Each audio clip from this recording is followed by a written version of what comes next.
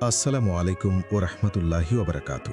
প্রিয় মঞ্জু স্টুডিও শ্রোতা ও বন্ধুরা, আশা করি আপনারা ভালো আছেন। আজকে যে গল্পটি আপনারা শুনতে যাচ্ছেন, গল্পটির নাম হচ্ছে বন্ধুর বোন যখন বউ। আর আমি আছি আপনাদের সঙ্গে এমএইচ লুশান। এডিট পরিচালনায় রয়েছেন মোহাম্মদ মঞ্জুর আলম, আর গল্পটি লিখেছেন সাজ্জাদ কেয়ার। গল্পটি যদি আপনাদের ভালো লেগে থাকে, লাইক কমেন্ট করে চ্যানেলটি সাবস্ক্রাইব করতে ভুলবেন না। তো চলুন বেশি দেরি না করে গল্পে যাওয়া যাক। বাসর ঘরের সামনে দাঁড়িয়ে আছি। ভেতরে যেতে লজ্জা লাগছে। আমার পাশে আমার ছোট বোন আমাকে জোর করে ভেতরে ঢুকিয়ে দিল। আমাকে দেখে আমার বউ আমার কাছে সালাম করল। আমি তাকে বুকে জড়িয়ে নিলাম। তারপর বিছানায় গিয়ে বউয়ের ঘুমটা তুলতে যাব, তখন আমার উপর পানি অনুভব করলাম। আমি সাথে সাথে বউ বউ বলে চিৎকার করতে লাগলাম। চিৎকার করতে করতে কখন নিচে পড়ে গেছি খেয়াল নেই। আমি চোখটা খুললাম, তার মানে এতক্ষণ স্বপ্ন দেখছিলাম। তবে আমার শরীর ভেজা কেন, এটা দেখতে উঠে বসলাম। তারপর সামনে তাকালাম। তারপর যা দেখলাম, আমার মাথা গরম হয়ে গেল। দেখি আমার ছোট বোন জান্নাত বালতি হাতে নিয়ে দাঁড়িয়ে আছে, দাঁত বের করে হাসছে। তখন খেয়াল করলাম আব্বু আম্মুও আছে, আমার দিকে রাগি লুকে তাকিয়ে আছে। আমি আবার আব্বুকে ভয় পাই, তাই আম্মাকে বললাম, আমি। কি হয়েছে আম্মু, তোমরা এখানে? কাপা কাপা গলায় বললাম, আম্মু ও আব্বু, তোর চিৎকার শুনে এসেছি, তোকে বিয়ে করাতে হবে। আমি আমি এখন বিয়ে করব না।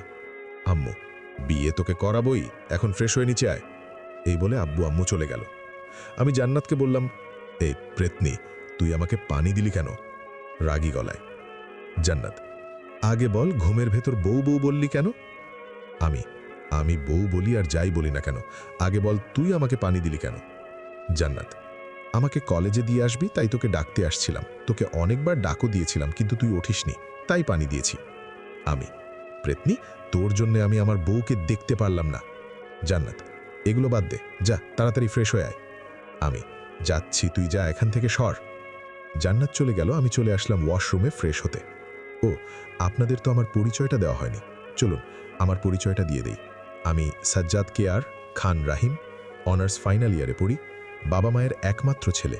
আর এতক্ষণ যার সাথে কথা বললাম, ও হলো আমার ছোট বোন জান্নাত, ইন্টার সেকেন্ড ইয়ারে পড়ে। আর কিছু বলবো না, বাকিটা পরে জেনে যাবেন। আপনাদের পরিচয় দিতে দিতে আমার ফ্রেশ হওয়া শেষ। তারপর নিচে এলাম নাস্তা করার জন্য। নাস্তা টেবিলে আম্মু বলল, সাজ্জাদ। আমি, বলো। আম্মু, যাওয়ার সময় জান্নাতকে সাথে করে নিয়ে যাস, ঠিক আছে? আমি, আচ্ছা, নিয়ে যাব। তারপর নাস্তা শেষ করে উপরে আমার রুমে চলে আসলাম ভার্সিটি যাবার জন্য।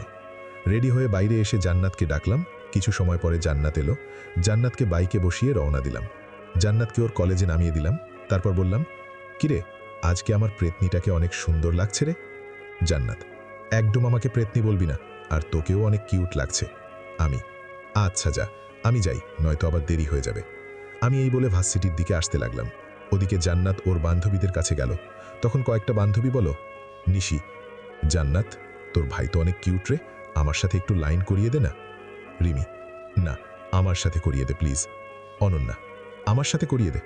জান্নাত, খবরদার, তোরা আমার ভাইয়ের দিকে নজর দিবি না, আমার ভাইয়ের কিছু হলে তোদের ছাড়ব না।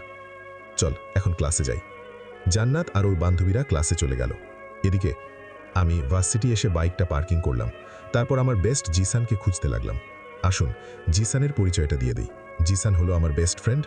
ওর বাবা এবং আমার বাবা বিজনেস পার্টনার। বাকিটা পরে জানবেন। জিসানকে খুঁজতে খুঁজতে দেখতে পেলাম জিসান গাছতলায় ওর কাজিনের সাথে বসে আছে। আসলে কাজিন বললে ভুল হবে, ওর হবু বউ। আমি আর ওদের ডিস্টার্ব করলাম না। আপনাদের বলে দেই, আমি প্রেম ভালোবাসা প্যারা ছাড়া কিছুই ভাবি না, তাই আমি এখনও সিঙ্গেল। ওদের ডিস্টার্ব করলাম না, সোজা ক্লাসে চলে আসলাম। এসে আমার দখল করা জায়গায় বসলাম। জায়গায় বসে আছি, কিছুক্ষণ পর জিসান আসলো। এসে আমার পাশে বসলো এবং বলল, দোস্ত, কি খবর? আমি, ভালো, তোর কি খবর? জিসান, আমারও ভালো। তা কখন আসছিস? আমি, 15 মিনিট আগে আসছি। জিসান, তাহলে আমাকে ডাকিসনি কেন? আমি, আমি কেন ডাকবো, তোরা তো রোম্যান্স করছিলি। জিসান, আরে কোথায় আর রোম্যান্স করলাম, এমনি ফ্যামিলি প্ল্যানিং করছিলাম, লজ্জা পেয়ে। আমি, হয়েছে, আর লজ্জা পেতে হবে না। জিসান, আচ্ছা শোন, বিকেলে আমার বাসায় আসিস, কথা আছে। আমি, কি কথা আছে এখানেই বল। জিসান, এখানে বলা যাবে না, তুই বাসায় আসিস তখন বলবো। আমি, আচ্ছা আসবো, এখন ক্লাস কর। তারপর ক্লাস করতে লাগলাম। সবগুলো ক্লাস করে বেরিয়ে আসলাম। তারপর আমি ও জিসান ক্যাম্পাসের একটা গাছের তলায় বসলাম। তখন জিসান বলল, ভাই, জীবনটাই বেদনা, একটা প্রেম করতে পারলাম না। আমি, কেন? আখি ওর চাচাতো বোন প্লাস হবু বউ। জিসান, আমি অন্য মেয়ের কথা বলছি। আখি, কি বললে তুই? পিছন থেকে বলল। পিছনে এমন কথা শুনে আমিও জিসান পিছনে তাকালাম। দেখি আখি দাঁড়িয়ে আছে। আখিকে দেখে জিসান তো ভয়ে শেষ। আখি রাগে কটমট করতে করতে জিসানের কলার ধরল এবং জিসানকে বলল, আখি, কুত্তা, কি বললি তুই? আবার বল। জিসান, আমি আবার কি বললা? কাপা কাপা গলায়। আখি, আমি থাকতে অন্য মেয়ের কথা হচ্ছে? হ্যাঁ? জিসান, আরে আমি কি কিছু বলেছি? তুই একটু বল না। আমাকে বলল। আমি, আখি, ও আমার রিলেশনে যাওয়ার কথা বলছিল। আখি, সত্যি বলছো তুমি? তখন আখি জিসানকে বলল, আখি, সরি বাবু, আমাকে ক্ষমা করে দাও। কান্না করতে করতে। জিসান, আরে বাবু, তুমি কাঁদছো কেন? প্লিজ কেঁদো না, চলো ফুচকা খেয়ে আসি। আখিকে জড়িয়ে ধরে। আখি, আচ্ছা চলো। তারপর আখি ও জিসান চলে গেল। আমি একা মাথা নিচু করে বসেছিলাম। তখন আমার সামনে একটা ছায়া দেখলাম। আমি মাথাটা তুললাম, দেখি মায়া দাঁড়িয়ে আছে। মায়ের পরিচয়টা দিয়ে দিই, মায়া হলো জিসানের ছোট বোন, অনার্স ফার্স্ট ইয়ারে পড়ে। মায়া আমার কাছে এসে বলল, মায়া, হাই, কেমন আছো? আমি, ভালো, তুমি কেমন আছো? মায়া, আমিও ভালো আছি। একা একা কি কর? আমি, বাতাস খাইতেছি। আপু? মায়া, তোমাকে বলছি না আমাকে আপু বলবা না। আমি তোমাকে আপুই বলবো, কি করবে তুমি? মায়া, এই তোকে ভালোভাবে বলছি, শুনিস না? এটা বলার পর আমাকে আর পায়কে এক দৌড়ে বাইকের কাছে এসে পড়েছি। তারপর সোজা বাসায় চলে আসলাম। আপনারা হয়তো ভাবছেন আমি কেন পালালাম, কারণ মায়ার যখন রাগ ওঠে তখন কি করে নিজেও জানে না। একবার তো আমার মাথা ফাটিয়ে দিয়েছিল। তারপর থেকে ওর রাগকে অনেক ভয় করি। রুমে এসে ফ্রেশ হলো, তারপর দুপুরের খাবার খেয়ে রুমে এলাম। তখন ফোনটা বাজতে লাগলো।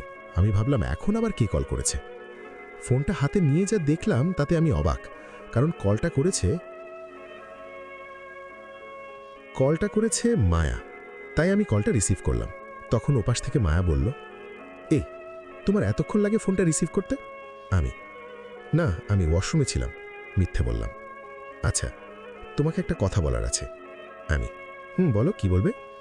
মায়া, কিভাবে বলবো ভেবে পাচ্ছি না, লজ্জা মাখা কণ্ঠে। আরে তাড়াতাড়ি বলো, আমার কাজ আছে। মায়া, আই লাভ ইউ। কি বললে? আবার বলো। মায়া, বলছি আমি তোমাকে ভালোবাসি। আমি, দেখো, ফাজলামো করা বাদ দাও, এখন রাখ, আমি ঘুমাবো, বলে ফোনটা কেটে দিলাম এবং ভাবতে লাগলাম মায়া এগুলো কি বলছে। আমি জানি ও মজা করছে, এই নিয়ে আর বেশি চিন্তা না করে ঘুমিয়ে পড়লাম। বিকেলে ঘুম থেকে উঠলাম, তারপর ফ্রেশ হয়ে হালকা নাস্তা করলাম। পরে আম্মুকে বলে বাইরে এলাম। তারপর সোজা চলে গেলাম জিসানদের বাসায়। কলিং বেল চাপ দিতেই আন্টি দরজা খুলে দিল এবং আমাকে দেখে বলল, আরে বাবা, কেমন আছো? ভালো, আপনি কেমন আছেন? আমিও ভালো আছি। তা বাইরে কেন, ভেতরে এসো।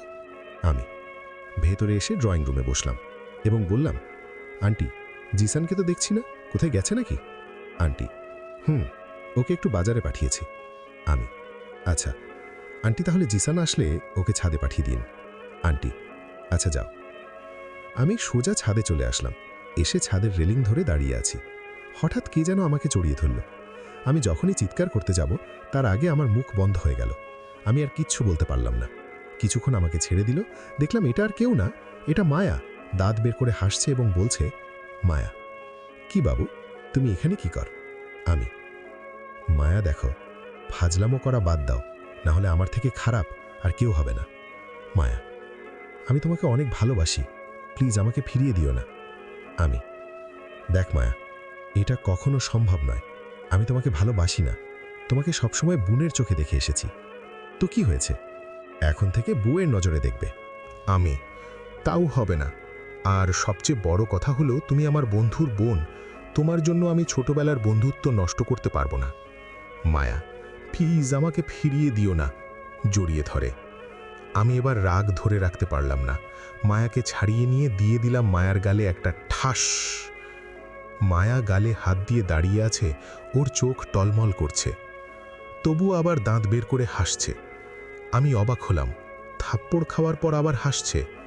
ওর হাসি দেখে আমি বললাম, তোমার লজ্জা করে না, মার খেয়ে এভাবে হাসছ? মায়া, নিজের হবু স্বামীর কাছে আবার কিসের লজ্জা, একটু ভালোবাসার জন্য আবার কিসের লজ্জা?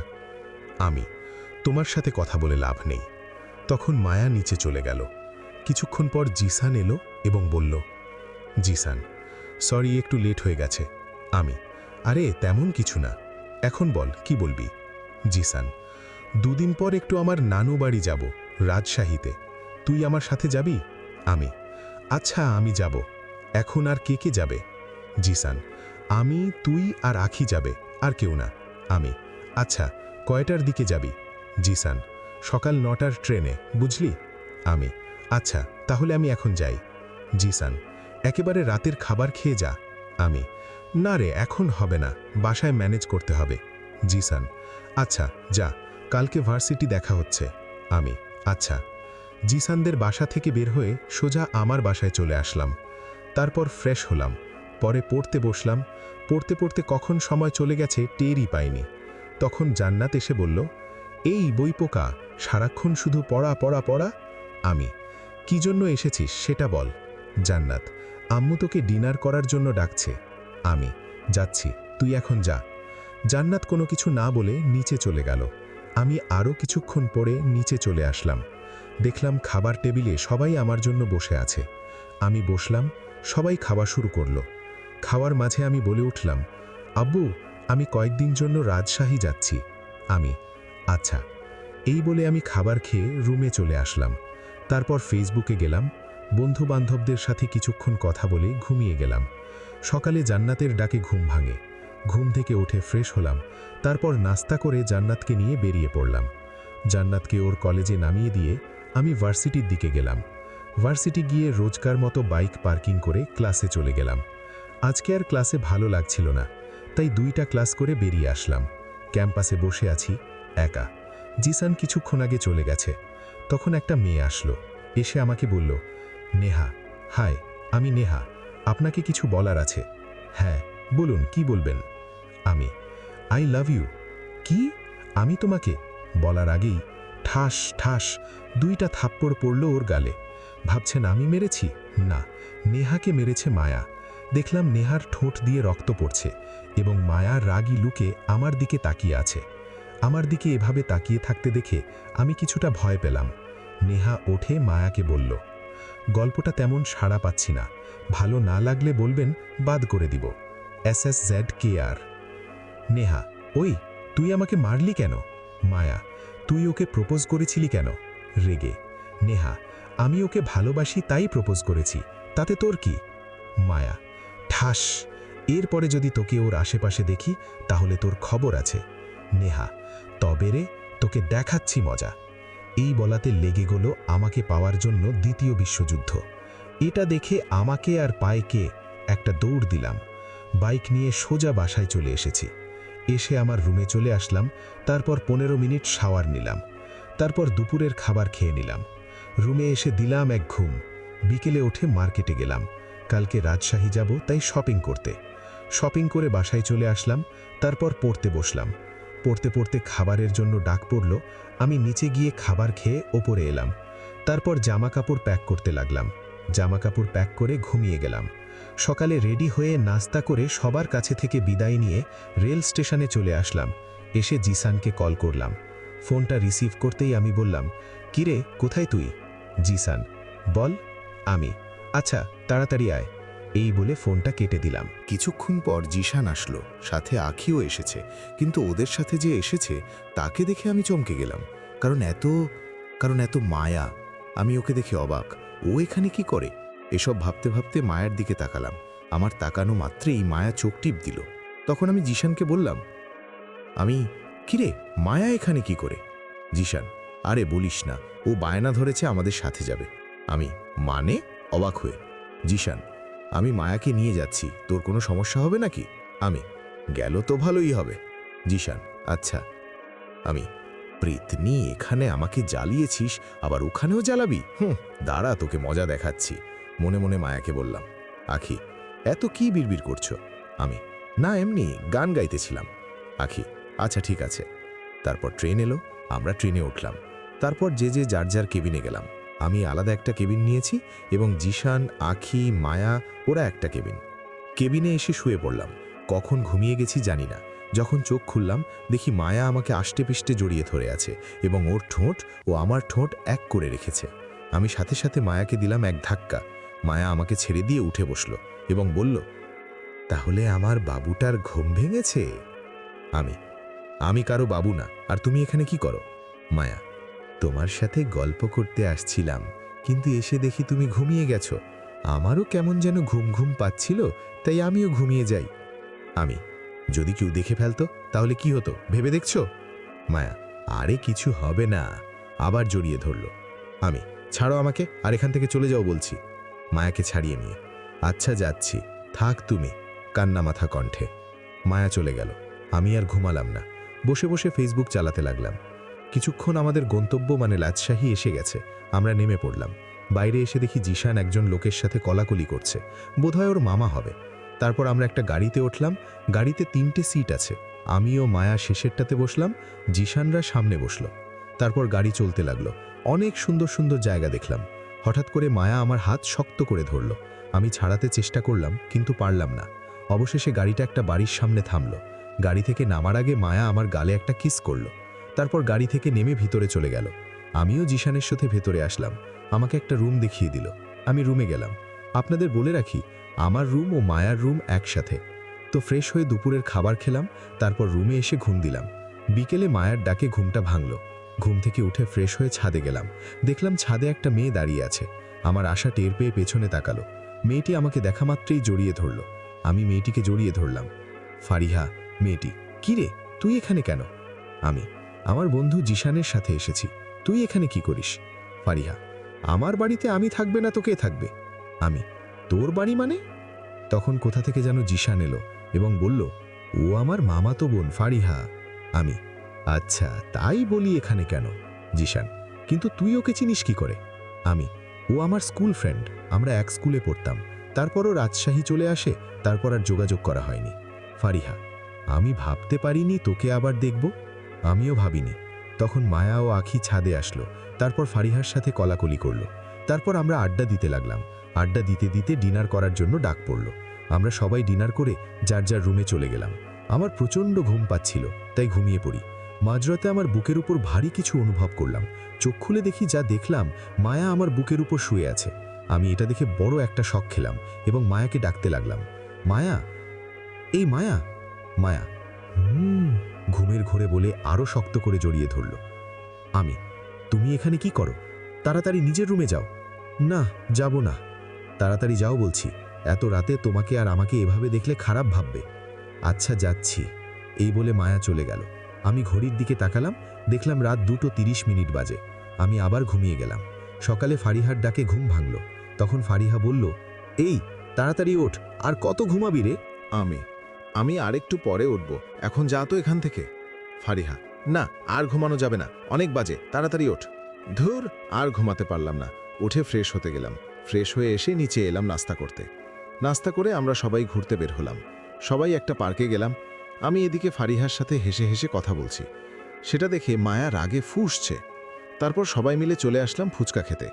ফুচকা খাচ্ছি, তখন ফারিহা বলল, ফারিহা, আমাকে একটা খাইয়ে দে না।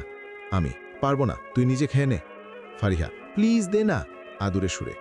আচ্ছা দিচ্ছি, নে, হাঁ কর। আমি ফারিহাকে ফুচকা খাইয়ে দিলাম। ফারিহাও আমাকে ফুচকা খাইয়ে দিল। ফুচকা খাওয়া শেষে আমি মায়ের দিকে তাকালাম। তাকাতেই আমাকে ইশারায় বলল, মায়া, আজকে বাসায় চল, তোর খবর আছে। ইশারায় বলল। আমি কিছু বললাম না। ফুচকার বিল মিটিয়ে দিয়ে আরও কিছুক্ষণ ঘোরাফেরা করে বাসায় চলে আসলাম। রুমে এসে ফ্রেশ হলাম। ওয়াশরুম থেকে বের হতেই দেখি মায়ার রাগী চোখে আমি দিকে তাকিয়ে আছে। আমি ভয় পেয়ে গেলাম। মায়া এসে আমার শার্টের কলার ধরে এবং বলতে লাগলো, ফারিহার হাতে ফুচকা খেতে ভালো লাগে তাই না? কলার ধরে। মেয়েদের হাতে খেলে দারুণ লাগে। মায়া, এরপর থেকে তোকে যদি ফারিহার আশেপাশে দেখি তাহলে তোর খবর আছে। এখন চল, সবাই ডিনার করার জন্য ডাকছে। পরে আমিও মায়া নিচে এলাম। আমি একটা চেয়ারে বসলাম। আমার পাশে মায়া বসলো এবং আমার সামনে বসলো ফারিহা। খাওয়ার মাঝে অনুভব করলাম কে যেন আমার পায়ে খোঁচা দিচ্ছে। সামনে তাকিয়ে দেখি ফারিহা মুচকি মুচকি হাসছে। আমার আর বুঝতে বাকি রইল না যে কাজটা কে করেছে। আমি পা সরিয়ে নিয়ে খাবার খেয়ে ওপরে চলে আসলাম। এসে দিলাম ঘুম। সকালে মায়ার ডাকে ঘুমটা ভাঙল। আমি উঠে ফ্রেশ হয়ে নিচে এলাম। নাস্তা করে একটু ছাদে গেলাম। তখন ফারিয়া এলো। এসে বলল, ফারিয়া। যা বলল তা শুনে আমি অবাক। নাস্তা করে ছাদে গেলাম। কিছুক্ষণ পর ছাদে ফারিহা এলো এবং বলল, ফারিহা, কিরে একা একা কি করিস? আমি, কিছু না, এমনি ভালো লাগছে না তাই বসে আছি। ফারিহা, ও আচ্ছা, তোকে একটা কথা বলার ছিল, কিভাবে শুরু করব বুঝতে পারছি না। আমি, কি বলবি বল, সমস্যা নেই। ফারিহা, আসলে আমি তোকে ভালোবেসে ফেলেছি, আই লাভ ইউ। চোখ বন্ধ একদমে কথাগুলো বলল। আমি, দেখ, এটা কখনো সম্ভব না, আমি তোকে শুধু বন্ধু ভাবি, এর থেকে বেশি কিছু না। ফারিহা, প্লিজ আমাকে মেনে নে, তোকে খুব ভালোবেসে ফেলেছি। আমি, দেখ, বেশি বাড়াবাড়ি করিস না, আমি তোকে ভালোবাসি না, বুঝলি? এ নিয়ে যদি আরেকবার বলিস তাহলে আমি এক্ষুনি চলে যাব। ফারিহা, আচ্ছা ঠিক আছে, তোকে যেতে হবে না, আমি আর কথা বলবো না। আমি, ফারিহা, তোকে তো আমি নিজের করেই ছাড়ব, মনে মনে। আমি, থাক, আমি নিচে যাই। বলে নিচে বাগানে চলে আসলাম। তখন কোথা থেকে মায়া এলো, দেখে মনে হচ্ছে রেগে আছে। আমার কাছে এসে বলল, ফারিহার সাথে তোর এত কিসের কথা? শার্টের কলার ধরে। আমি, ফারিহা আমাকে ভালোবাসে তাই প্রপোজ করছে। কি? ফারিহা তোকে প্রপোজ করছে? দাঁড়া, ওকে আমি মজা দেখাচ্ছি, আর তুই যদি ওর আশেপাশে দেখি তোর খবর আছে। এই বলে মায়া চলে গেল। আমি ওখানে মাথায় হাত দিয়ে ধাপ্পাস বসে পড়লাম। বসে বসে ভাবতে লাগলাম, ও আমার পিছনে কেন আছে, কি আছে আমার ভেতর? এ মেয়ে তো লজ্জা শরম কিছুই নেই, সারাক্ষণ শুধু বলে ভালোবাসি। বসে বসে এগুলো ভাবছি, তখন কে যেন আমার কাঁধে হাত রাখল। আমি পিছনে তাকিয়ে দেখি জিসান দাঁড়িয়ে আছে। ও আবার সব শুনে ফেললো না তো? শুনে ফেললে আমি শেষ। আমার চুপ করে থাকা দেখে জিসান বলল, জিসান, ভয় পাস না, আমি সব শুনেছি। আমি, তুই আবার কি শুনেছিস? কথা বের করার জন্য। জিসান, তোরও মায়ার কথা শুনেছি, চিন্তা করিস না, আমি ওকে বুঝিয়ে বলবো। আমি, এখন তুই ওকে বুঝা, আমি ওকে বুঝাতে বুঝাতে শেষ। জিসান, মায়া কবে থেকে তোকে এগুলো বলা শুরু করেছে? আমি, 2 সপ্তাহ হলো। জিসান, আচ্ছা চল বাইরে থেকে একটু ঘুরে আসি। আমি, আচ্ছা চল যাই। তারপর আমিও জিসান মিলে ঘুরতে বের হলাম। আজকে নদীর পাড়ে গেলাম। নদীর কিনারে পাথরের ওপর বসলাম। তখন জিসান বলতে লাগলো, জায়গাটা অনেক সুন্দর তাই না? আমি, তখন আমার ফোনটা বেজে উঠল। আমি পকেট থেকে বের করে দেখি আম্মু ফোন করেছে। আমি ফোনটা রিসিভ করলাম। আমি, আম্মু কেমন আছো? আম্মু, আমি ভালো আছি, তুই কেমন আছিস? আমিও ভালো আছি। জান্নাত, আব্বু তারা কেমন আছে? আম্মু, ওরাও ভালো আছে। তুই আসবি কবে? আমি, এই তো কয়েকদিন পর আসব। আম্মু, আচ্ছা, এই নে, জান্নাত তোর সাথে কথা বলবে। আমি, আচ্ছা দাও দেখি কি বলে। আম্মু জান্নাতের কাছে ফোনটা দিল এবং জান্নাত বলতে লাগলো, ভাইয়া কেমন আছিস? ভালো, তুই কেমন আছিস? ভাইয়া আমি ভালো নেই, তুই বাসায় নেই, একা একা লাগে। আচ্ছা, আমি তাড়াতাড়ি আসার চেষ্টা করব, ঠিক আছে? আচ্ছা ঠিক আছে, বাই ভাইয়া। বাই। ফোনটা কেটে দিলাম। কার সাথে কথা বললি? আম্মুর সাথে কথা বললাম। আচ্ছা। ওখানে আরও কিছুক্ষণ থেকে আমরা জিসানের নানুর বাসায় চলে আসলাম। তারপর ফ্রেশ হয়ে দুপুরের খাবার খেয়ে রুমে এসে দিলাম ঘুম। বিকেলে ঘুম ভাঙল। যখন উঠতে যাব তখন দেখলাম মায়া আমার বুকের উপর ঘুমিয়ে আছে। আমি সাথে সাথে লাফ দিলাম। লাফ দেওয়ার কারণে মায়ার ঘুম ভেঙে যায়। রাগী লুকে আমার দিকে তাকিয়ে থাকে, মনে হচ্ছে এক্ষুনি আমাকে কাঁচা গিলে খাবে। তখন আমি মায়াকে বললাম, তুমি আমার রুমে কি করো? তোমার সাথে গল্প করতে এসেছিলাম, দেখলাম তুমি ঘুমাচ্ছ, তাই আমি তোমার সাথে শুয়ে পড়ি। যদি কিছু একটা হয়ে যেত তাহলে কি হতো বলো তো? তোমার সাথেই হতো, আর কারো সাথে না। আমাকে কি একটু ভালোবাসা যায় না? দেখ মায়া, আমি তোমাকে আগেও বলেছি, আর এক কথা আমি একবার বলি, আশা করি তুমি জানো। আমি তোমার কাছে কিছু চাই না, শুধু আমাকে একটু ভালোবাসো, তাতেই হবে। তুমি যাও, আমি পরে তোমার সাথে কথা বলবো। ঠিক আছে, যাচ্ছি, তুমি ফ্রেশ হয়ে নাও। আচ্ছা, তুমি এখন যাও। মায়া চলে গেল। আমি খাট থেকে নামতে যাব, তখন ফারিহা রুমে প্রবেশ করল। আরে ম্যাডাম যে, তা কি মনে করে? কেন আসতে পারি না নাকি? তা কেন নয়, তোমার বাড়ি, তুমি যেখানে ইচ্ছা সেখানে যেতে পারো। আচ্ছা, এখন ফ্রেশ হয়ে এসো, এখন সবাই ঘুরতে যাব। আচ্ছা যাও, আমি রেডি হয়ে আসতেছি। ফারিহা চলে যাওয়ার পর আমি ওয়াশরুমে গেলাম, তারপর ফ্রেশ হয়ে রেডি হলাম। ঘুরতে যাব বলে নিচে এসে দেখি ড্রয়িং রুমের সবাই আমার জন্য বসে আছে। তারপর সবাই মিলে ঘুরতে বের হলাম। আজকেও আবার ফুচকার দোকানে গেলাম, সকলে মিলে ফুচকা খেলাম। তারপর আরও কিছুক্ষণ ঘোরাঘুরি করে বাসায় এলাম। রাতে খাবার খেয়ে আমরা আড্ডা দিচ্ছি, তখন ফারিহা বলল, আচ্ছা তুই কটা প্রেম করেছিস? আমাকে বলল। চুপ, কিরে বলিস না কেন? আমি আর ওখানে বসে থাকলাম না, সোজা রুমে চলে এসে দরজা লাগিয়ে দিলাম। অন্যদিকে, জিসান তুই ওঠে এ কথা কেন বললি? কেন, কি হয়েছে? তুই জানিস 4 বছর আগের মিথিলাকে এখনো ভুলতে পারিনি। তুই আবার ওর কথা মনে করিয়ে দিলি। মিথিলাটা আবার কে? চল, ওর কাছে থেকে শুনে নিবি, চল। তারপর জিসান, ফারিহা, মায়া আমার রুমের দিকে আসলো। এসে দরজা টোকা দিল। আমি উঠে দরজা খুলে দিলাম। ওরা সবাই ভেতরে আসলো এবং আমাকে খাটে বসালো। তখন ফারিহা বলল, মিথিলাকে, ওর সাথে তোর কি হয়েছে? আমাদের বল। মায়া, প্লিজ বলো, মিথিলাটা কে? জিসান, ভাই তুই এবার আমাকেও বল, আমিও শুনি। অবশ্য আমি জানি, তাও আবার বল। ওদের জুড়াজুড়িতে আমি বলতে লাগলাম, 5 বছর আগে আজকে কলেজে প্রথম দিন কলেজে যাচ্ছি। আমি সাজ্জাদ, কিয়ার ইন্টার ফার্স্ট ইয়ারে পড়ি। আজকেই কলেজে প্রথম দিন। আমি এবং আমার বন্ধু পিয়াস এসেছি কলেজে। কলেজের মাঠে বসে আছি আমি ও পিয়াস। তখন পিয়াস বলল, আজকের দিনটা কেমন যেন ভালো না। আমি, কেন, কি হয়েছে? আর বলিস না, যে কলেজের পাওয়ার তোর হাতে, সেখানে আর কি চাই? আসলে আমি যে কলেজে ভর্তি হয়েছি, এই পুরো কলেজের পাওয়ার আমার হাতে, তাই আমি যা খুশি করতে পারি। সবাই আমাকে দেখে ভয় পায়।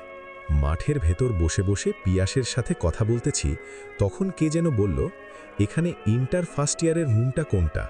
একটা মেয়েলি কণ্ঠ পেছন থেকে বলল। তাই আমি পেছনে তাকালাম। যা দেখলাম, আমি তো পুরো, এখানে ইন্টার ফার্স্ট ইয়ারের রুমটা কোনটা? একটা মেয়েলি কণ্ঠ পেছন থেকে বলল। তাই আমি পেছনে তাকালাম। যা দেখলাম, আমি তো পুরো অবাক। কারণ আমার সামনে মনে হয় একটা পরী দাঁড়িয়ে আছে। আমি একভাবে ওর দিকে তাকিয়েছিলাম। মেয়েটি আবার বলল, হ্যালো, এভাবে কি দেখছেন? মেয়েটির কথায় আমার ধ্যান ভাঙল। তখন আমি বললাম, হ্যাঁ, কি জানে বলছিলেন? বলছি, এখানে ইন্টার ফার্স্ট ইয়ারের রুমটা কোনটা? আমি, আমার সাথে আসুন। তারপর আমরা ক্লাসে গেলাম। আমি আমার মতো বসলাম, মেয়েটি ওর মতো বসলো। কিছুক্ষণ পর স্যার ক্লাসে আসলো এবং একে একে সবার পরিচয় নিল। তারপর সবগুলো ক্লাস করে বের হয়ে আসলাম। তখন কে যেন আমাকে ডাক দিল।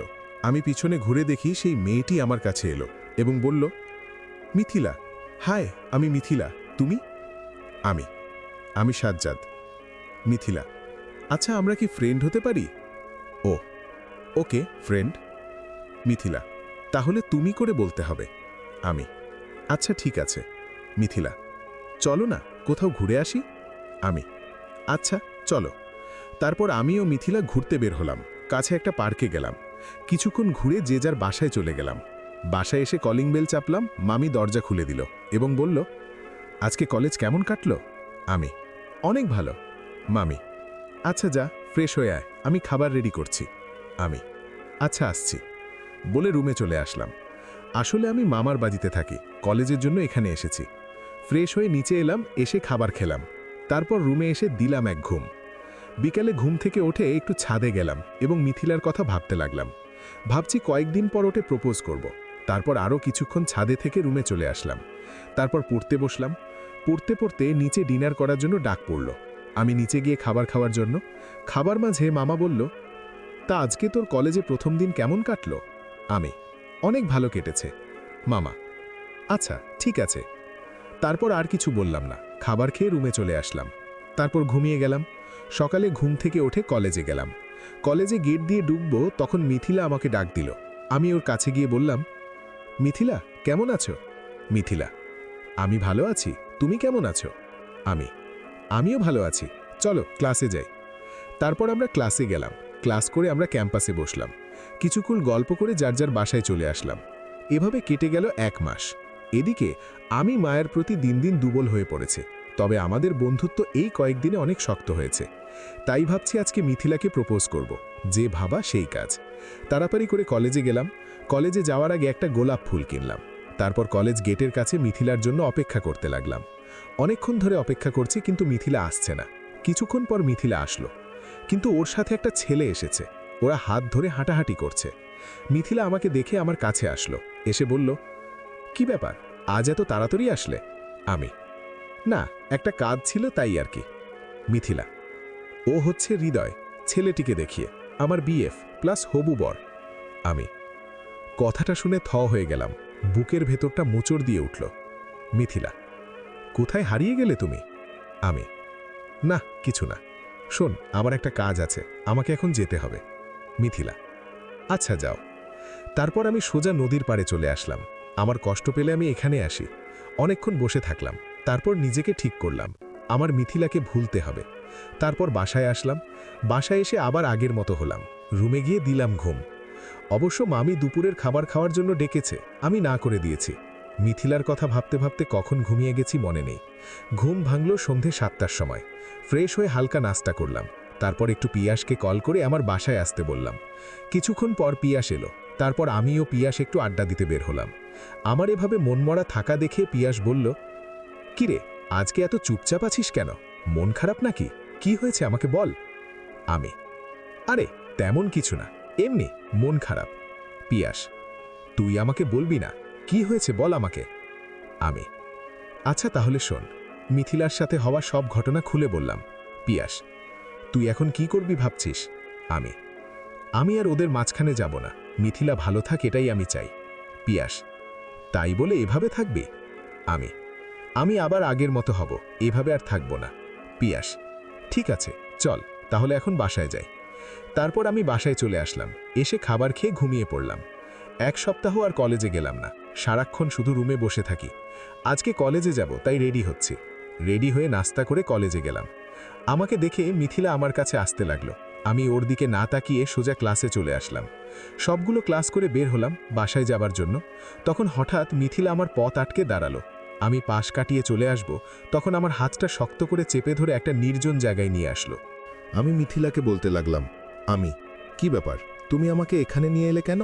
মিথিলা, আগে বল, তুই এতদিন কলেজে আসিসনি কেন রে? এমনি আমার শরীর ভালো না তাই। মিথিলা, জ্বর এসেছে নাকি? কপালে হাত দিয়ে।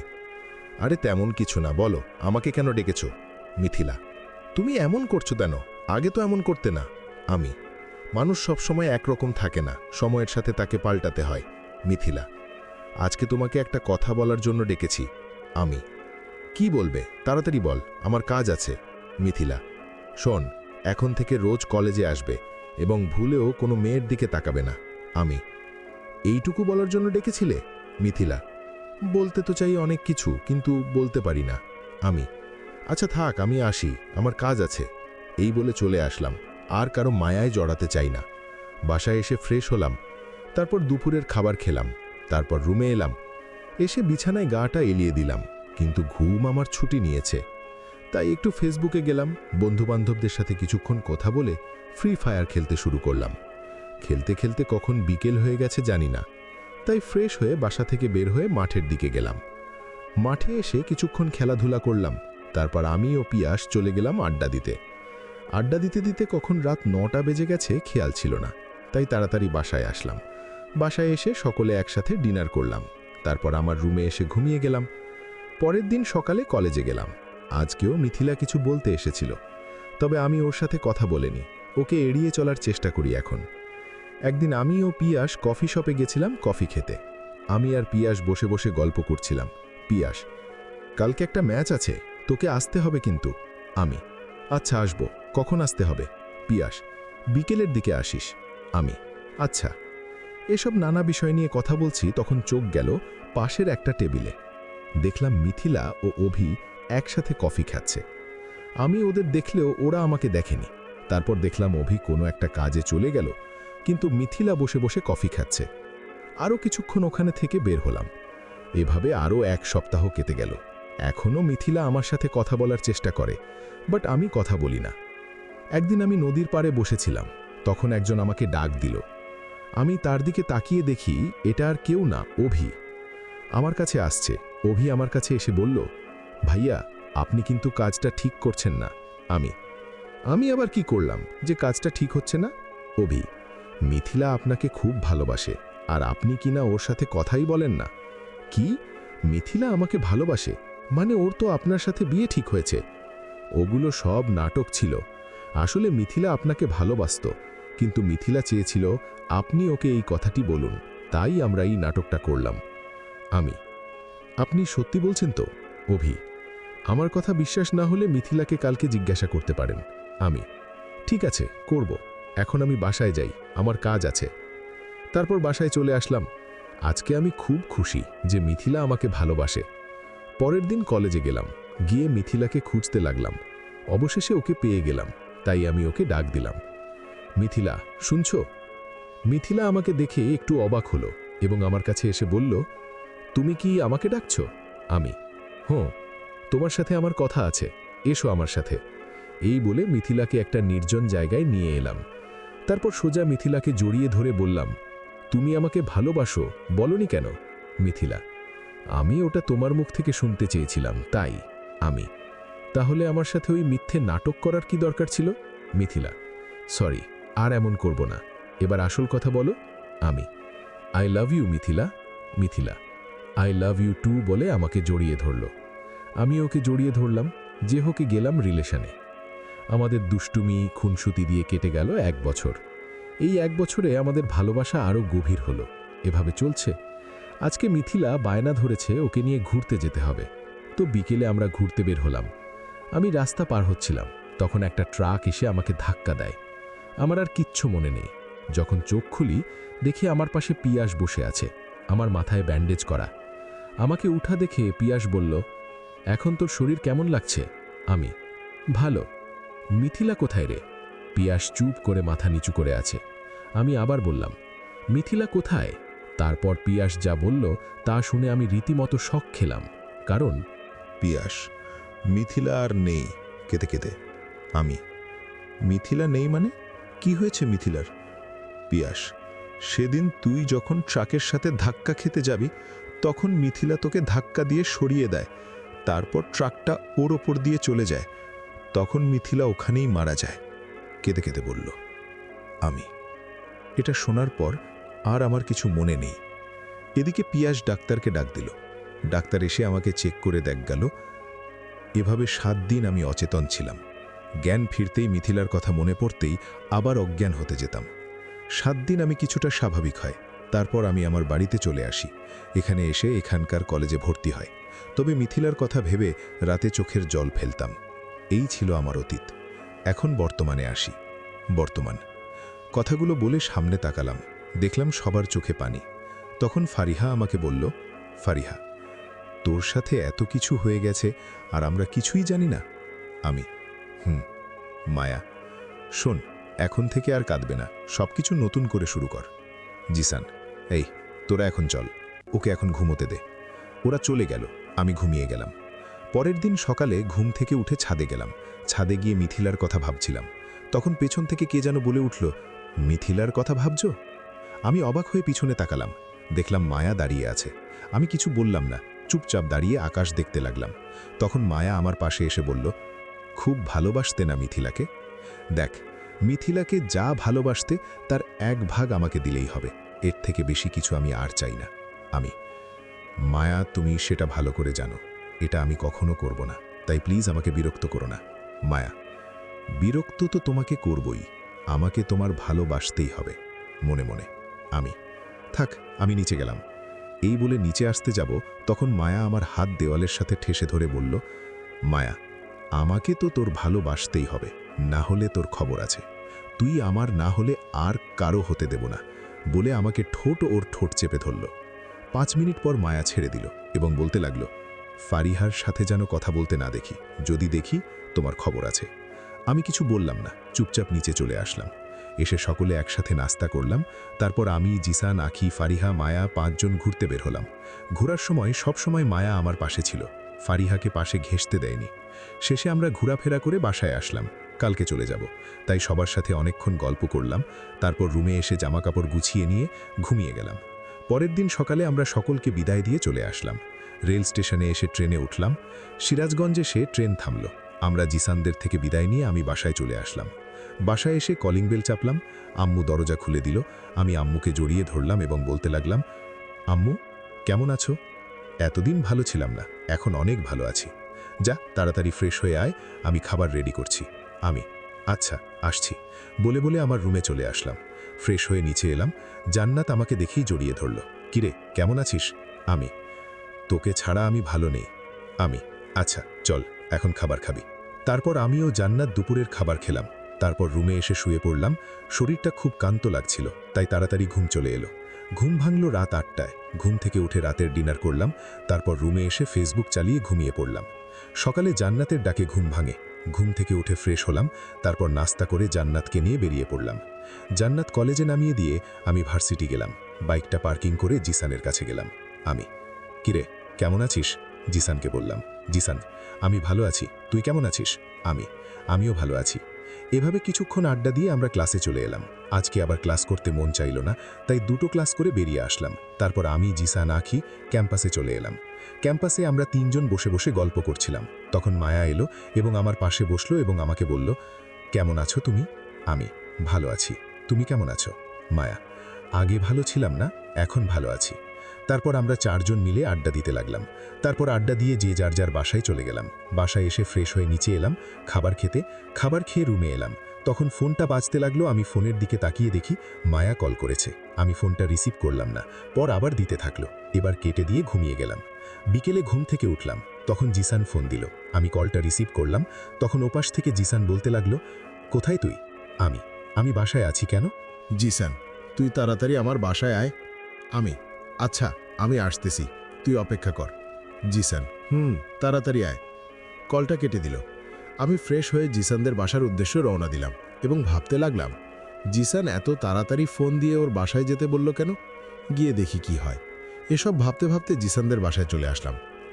কলিং বেল বাজাতেই মায়া দরজা খুলে দিল এবং বলল, ভেতরে এসো। আমি ভেতরে এসে দেখি জিসান, আখি, আঙ্কেল, আন্টি সবাই বসে আছে। আমিও তাদের গেলাম। তাদের কাছে যেতেই আঙ্কেল আমাকে বলল, আরে দাঁড়িয়ে আছো কেন, বসো। আমি সোফায় বসে পড়লাম। তখন আঙ্কেল বলল, তা বাবা, তোমার পড়াশোনা কেমন চলছে? আমি, এই তো আঙ্কেল, ভালো। আঙ্কেল, আচ্ছা, তা তোমাকে যে কারণে ডেকে পাঠিয়েছি কিভাবে যে বলি? আমি, কি বলবেন বলতে পারেন, সমস্যা নেই। তারপর আঙ্কেল যা বললেন আমি বসা থেকে দাঁড়িয়ে গেলাম। আমি, আঙ্কেল বলতে পারেন, সমস্যা নেই। তারপর আঙ্কেল যা বলল তা শুনে আমি দাঁড়িয়ে গেলাম। আঙ্কেল, তুমি তো জানো মায়ের পড়াশোনার ব্যাপারটা। আমি, জানি তো। আঙ্কেল, তাই আমি বলছিলাম কি, তুমি আজকে থেকে ওকে একটু গণিতটা বুঝিয়ে দিবে। আমি, মানে? বসা থেকে দাঁড়িয়ে গেলাম। আঙ্কেল, আরে দাঁড়ালে কেন, বসে পড়ো এবং মায়াকে আজকে থেকে একটু গণিতটা বুঝিয়ে দিবে। আমি, ঠিক আছে আঙ্কেল। আন্টি, আশা করি তোমার সমস্যা হবে না। আমি, না আন্টি, কোনো সমস্যা হবে না। আমি, সমস্যা হবে না, অনেক বড় সমস্যা হবে। এখন তো ভালোবাসি ভালোবাসি বলে জারিয়ে খাবে মনে মনে। আন্টি, ঠিক আছে। আমি, তাহলে আজকে আসি, কালকে থেকে ওকে পড়িয়ে যাব। আঙ্কেল, আরে এখন যাচ্ছ কেন, নাস্তা করে যাও। আমি, না আঙ্কেল, এখন সময় হবে না, কালকে আসব। এই বলে ওখান থেকে চলে আসলাম। রাস্তা দিয়ে হাঁটছি এবং ভাবছি, মায়া আমার সাথে এমন করতেছে কেন? ও যে আমাকে ভালোবাসে এটা আমি জানি। আমিও কেমন যেন ওর পাগলামিগুলোকে ভালোবেসে ফেলেছি। না, এটা করলে হবে না। আমি আঙ্কেল, আন্টি, আব্বু, আম্মু, জিসান এদের মনে কষ্ট দিতে পারবো না। যেভাবে হোক মায়াকে বুঝাতে হবে। এগুলো কখনো হবে না, কেউ মেনে নেবে না। এসব ভাবতে ভাবতে বাসায় চলে আসলাম। এসে কলিং বেল চাপলাম। জান্নাত দরজা খুলে দিল। আসার সময় জান্নাতের জন্য ফুচকা এনেছিলাম, সেটা জান্নাতকে দিলাম এবং আমার রুমে গেলাম। গিয়ে ফ্রেশ হলাম, তারপর পড়তে বসলাম। পড়তেছি, তখন কে যেন আমাকে কল করলো। ফোনের দিকে তাকিয়ে দেখি মায়া কল করেছে। আমি এবার কলটা রিসিভ করলাম। ওপাশ থেকে মায়া বলতে লাগলো, আমার বাবু কি করে? আমি, দেখ মায়া, আমি তোমাকে লাস্টবার বলছি, তুমি এসব বলা বাদ দাও এবং ফোনটা রাখ। তোমার সাথে আমার কথা আছে। কি বলবে, তাড়াতাড়ি বলো। I love you. ধুর, তুমি আমাকে আর কল দিবে না। এই বলে ফোনটা কেটে দিলাম এবং আবার পড়ায় মনোযোগ দিলাম। পড়তে পড়তে কখন রাত 10টা বেজে গেছে খেয়াল নেই। জান্নাত এসে খাবার জন্য ডেকে নিয়ে গেল। আমি খাবার টেবিলে গিয়ে দেখি সবাই আমার জন্য অপেক্ষা করছে। আমিও সবার সাথে খাবার খেতে বসলাম। খাওয়া দাওয়া শেষ করে আমি আমার রুমে চলে আসলাম। রুমে এসে ঘুমিয়ে পড়লাম। পরের দিন শুক্রবার ছিল, তাই আরামে ঘুমাচ্ছিলাম, কিন্তু আমার বুকের উপর ভারী কিছু অনুভব করছিলাম। শ্বাস নিতে কষ্ট হচ্ছিল। আমি চোখ খুলে বুকের দিকে তাকালাম, দেখি মায়া আমার বুকে মাথা দিয়ে আমাকে জড়িয়ে ধরে ঘুমিয়ে আছে। আমি ভাবলাম, মায়া এখানে কি করে আসলো? তখন আমি মায়াকে ডাক দিলাম। মায়া ঘুম থেকে উঠে বলল, তাহলে মহারাজ, আপনার ঘুম ভেঙেছে? আমি, তুমি এখানে কি করো হ্যাঁ, আর আমার রুমে কখন আসলে? এসেছি তো সকালে তোমাকে ডাকতে, তা দেখি তুমি ঘুমাচ্ছ। আমারও কেমন জানি ঘুম ঘুম পাচ্ছিল, তাই আমিও তোমার সাথে শুয়ে পড়ি। আমি, যদি কেউ দেখে ফেলতো তাহলে কি হতো? কিছু হতো না, এখন তাড়াতাড়ি নিচে এসো। এই বলে মায়া চলে গেল। আমি ফ্রেশ হতে গেলাম। ফ্রেশ হয়ে নিচে আসলাম। নিচে এসে তো আমি আরও অবাক দেখি, জিসান, আখি, আঙ্কেল, আন্টি, মায়া বসে বসে আব্বুর সাথে গল্প করছে এবং সবাই আমাকে দেখে মুচকি মুচকি হাসছে। আমি তাদের গিয়ে বললাম, আপনারা কখন আসলেন? আন্টি এই তো কিছুক্ষণ আগে এসেছি। ও, তারপর আমরা সকলে একসাথে নাস্তা করলাম। নাস্তা করে আমি আমার রুমে চলে আসলাম, এসে শুয়ে পড়লাম। কিছুক্ষণ পর মায়া এলো আমার রুমে, এসে সোজা আমার বুকে শুয়ে পড়ল। আমি মায়াকে সরিয়ে বললাম, তুমি কোন সাহসে আমার বুকের উপর শুলে? মায়া, তোমার বুকে শোয়ার অধিকার আছে। কোন অধিকারে তুমি আমার বুকে শুয়ে থাকবে? কারণ আমি তোমার বউ হব, তাই আইসে আমার বউ হতে। তোমাকে বিয়ে করব না, তোমাদের কিছু করতে হবে না, যা করার আমি করব। তোমরা সবাই শুধু আমাকে হেল্প করবে, ঠিক আছে? তাহলে এখন বলো আমাদের কি করতে হবে। তোমরা ওকে শুধু আমার কাছে রাখবে, আমি নিজেই ওকে আমার ভালোবাসা দিয়ে মন জয় করে দেব।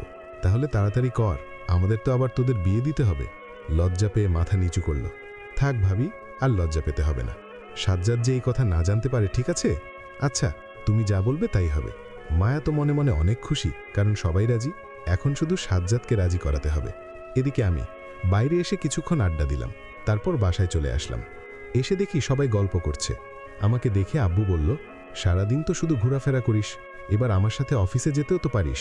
কয়েকদিন পর থেকে যাব। তারপর সোজা রুমে চলে আসলাম। এসে ফ্রেশ হতে গেলাম। ওয়াশরুম থেকে বের হয়ে দেখি মায়া টাওয়াল হাতে দাঁড়িয়ে আছে। আমি বের হতেই আমাকে টাওয়ালটা দিল। তারপর নিচে আসতে যাব, তখন মায়া আমাকে এক ধাক্কায় বিছানায় ফেলে দিল।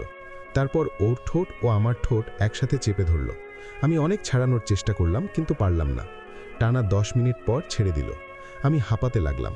আমার এই অবস্থা দেখে মায়া হাসতে লাগলো। এবার আমি প্রচণ্ড রেগে গেলাম। তারপর মায়াকে বললাম, এই, তুমি এসব কি শুরু করছো? কি কেন? তোমাকে আদর করলাম, লাগবে না তোমার আদর? আমার কাছে আসবে না, আমি অন্য একজনকে ভালোবাসি। মিথ্যা বললাম, আমি কাউকে ভালোবাসি না। ভাবলাম এটা দিয়ে কাজ হবে, কিন্তু না, উল্টো কাজ করতেছে। মায়া, তুমি আমার কাছে আসবে না, লাগবে না তোমার আদর। ও, আমি অন্য একজনকে ভালোবাসি। মিথ্যা বললাম, কাউকে ভালোবাসি না। ভাবলাম এটা দিয়ে কাজ হবে, কিন্তু না, উল্টো হয়েছে। কি বললে তুমি? আবার বলো তো। রাগী চোখে। ও, আমি একজনকে ভালোবাসি। ভয়ে ভয়ে বললাম। কি বললে? আমাকে রেখে অন্য মেয়েকে ভালোবাসো? দাঁড়াও, দেখাচ্ছি মজা। এই বলে আমাকে মারতে শুরু করলো। এ কি WWE-র মারামারি? একসময় মারতে মারতে মায়া আমাকে শক্ত করে জড়িয়ে ধরে বলতে লাগলো, আমাকে কি একটু ভালোবাসা যায় না? দেখ মায়া, আমি তোমাকে কতবার বলবো, এটা হবে না। কেউ আমাদের সম্পর্ক মেনে নিবে না। ওদের আমি ম্যানেজ করব, তুমি শুধু হ্যাঁ বলো। আচ্ছা, আমি ভেবে দেখব। এখন তুমি যাও। তুমি সত্যি বলছো তো? এখন তুমি যাও। আচ্ছা, যাচ্ছি। তবে একটা কথা ছিল। আবার কি কথা? মায়া আমার কাছে এলো এবং আমি কিছু বুঝার আগেই 2 ঠোঁট এক করে দিল। আমি ছাড়ানোর চেষ্টা করলাম, কিন্তু পারলাম না। 5 মিনিট পর মায়া আমাকে ছেড়ে দিয়ে দৌড়ে পালালো। আমি অবাক হয়ে ওর দিকে তাকিয়ে থাকলাম। আমিও কেমন যেন মায়ার পাগলামোগুলোর ওপর দুবলো হয়ে যাচ্ছি। না, এটা করা যাবে না। কারো মনে আমি কষ্ট দিতে পারবো না। এইসব ভাবতে ভাবতে আমি ফ্রেশ হতে গেলাম। ফ্রেশ হয়ে এসে পড়তে বসলাম। অপরদিকে মায়া, আঙ্কেল, কিরে, আজকে তোকে খুশি খুশি লাগছে? আজকে আমি খুব খুশি। আমার আম্মু। কেন, কি হয়েছে? এই যে তোমরা সবাই রাজি হয়ে গেছো, এখন শুধু ওকে রাজি করাতে পারলেই হলো। তাই তো বলি, কেন এত খুশি? আন্টি, সাজ্জাদ কি কি পছন্দ করে এগুলো আমাকে বলো তো। আমার আব্বু। আরে ওগুলো দিয়ে কাজ হবে না, নতুন কিছু করা লাগবে। জান্নাত। ভাবি, আমার একটা প্ল্যান আছে। কি প্ল্যান? আমাকে বলো। জান্নাত তার প্ল্যান বলল। আঙ্কেল, আন্টি ও আমার আব্বু আম্মু এইটা একেবারে ঠিক কথা বলেছে। কি বলেন বিআই? ঠিক বলেছেন। এদিকে আমি পড়তে পড়তে কখন ডিনারের টাইম হয়ে গেছে আমি নিজেও জানি না। জান্নাত এসে আমাকে ডেকে গেল। আমিও নিচে এলাম। খাবার টেবিলে দেখি সব আমার পছন্দের খাবার। আমি জান্নাত ও আখির মাঝে বসলাম। আমি খাবার খেতে লাগলাম। আজকে খাবারে কেমন যেন অন্যরকম টেস্ট। আমি আম্মুকে বললাম, আম্মু, আজকে খাবারে এরকম টেস্ট কেন? আম্মু, আজকে মায়া এই খাবার তৈরি করেছে। কেমন হয়েছে? আমি, খুব ভালো। বলে আমি মায়ের দিকে তাকালাম। দেখি মায়া মুচকি মুচকি হাসছে। আমি ওর দিকে না তাকিয়ে খাবার খেতে লাগলাম। হঠাৎ আমার পায়ে কেউ চিমটি কাটলো। চিৎকার করে উঠলাম। আব্বু, কি হয়েছে? চিৎকার করলি কেন? আব্বু, পায়ে বোধহয় পিঁপড়া কামড় দিছে। আম্মু, তাই বলে এত জোর চিৎকার দিবি? আমি আর কিছু না বলে চুপচাপ খাবার খেতে লাগলাম। মায়ের দিকে তাকালাম, দেখি এখনও মুচকি মুচকি হাসছে। আমি কোনো কিছু বললাম না। সবাই একসাথে ডিনার শেষ করলাম। তারপর আঙ্কেল, আন্টি, মায়া, জিসান, আখি এরা চলে গেল। আমি আমার রুমে এসে শুয়ে পড়লাম। পরের দিন সকালে ঘুম থেকে উঠে ভার্সিটি গেলাম। বাইক পার্ক করে ক্লাসে আসতে যাব, তখন একজন মেয়ে আমার পথ আটকালো। আমি মেয়েটিকে বললাম, এ কি, আপনি আমার পথ আটকে দাঁড়ালেন কেন? মেয়েটি, আমি নেহা, এই শহরের কমিশনারের মেয়ে। আপনি কমিশনারের মেয়ে তো আমি কি করব? আমার রাস্তা ছাড়ুন, ক্লাসে যাব। নেহা, আপনাকে আমার পছন্দ হয়েছে, আপনাকে আমি বিয়ে করব। আমি, এই আশা আপনার কখনো পূরণ হবে না। এই বলে ক্লাসে আসলাম। তখন নেহা পেছন থেকে বলল, নেহা, আপনি আমার না হলে কারোর হতে দেব না। আমি ওর কথায় কান দিলাম না। ক্লাসে চলে গেলাম। ক্লাস করে বাসায় আসব, তখন মায়া আমাকে জড়িয়ে ধরল। আমি এবার আর নিজেকে কন্ট্রোল করতে পারলাম না। মায়া আমার থেকে ছাড়িয়ে নিয়েই ঠাসোস দিলাম একটা চর। মায়া ওখানেই কাঁদতে শুরু করে দিয়েছে। মায়া আমাকে বলতে লাগলো, তুমি আমাকে মারতে পারলে? এবার তো মেরেছি, এরপর এমন করলে কি করব নিজেও জানি না। মায়া, আমি তোমাকে অনেক ভালোবাসি। চুপ রাখ, তোর ভালোবাসা তোর কাছে, আর আমার সামনে আসবি না বলে দিলাম।